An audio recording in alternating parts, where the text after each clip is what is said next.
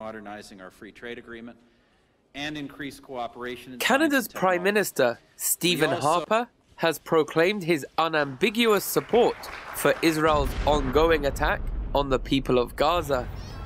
Although perhaps predictable, this has outraged many Canadians who would like to see Canada's government take the moral high ground and side with the largely defenseless and malnourished Palestinians of Gaza who are currently being massacred by Israel.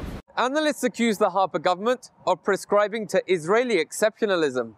Such analysts observe that the Harper government makes excuses for Israel when it commits grave violations of human rights, which leads them to conclude that Canada's leaders have been persuaded to view the blood of Israelis as being more valuable than the blood of the rest of humanity.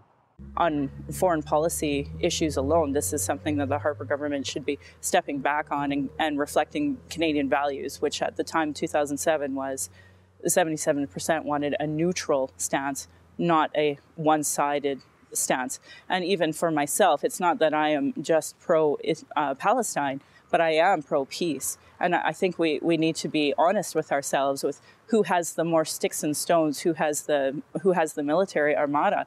If you look at Israel, they are the fourth largest compared to Palestine, who literally has small rockets compared to them.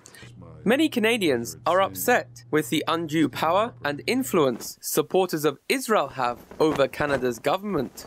I would like to ask Harper, if your kids were right now in Gaza, what would your response be? Whether they were on Hamas side, Palestinian side, or on Israeli side, and let's say they die. Let's say there are Canadian tourists inside Gaza, your son and daughter, Harper. What will your response be? I am sure your response would not be, these are God's chosen people. We have a huge amount of Israel lobbyists here in Canada right now.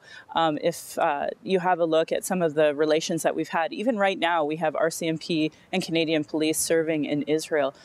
The Harper government repeatedly makes reference to Israel's right to defend itself. However, analysts observe that Israel broke the ceasefire it had agreed to with Gaza's elected officials when on November 8th, the Israeli military assassinated a 13-year-old boy who was playing football. This leads analysts to argue that the terms of reference should be the Palestinian right to defense against Israeli aggression and not vice versa. Joshua Blakeney, Press TV, Calgary.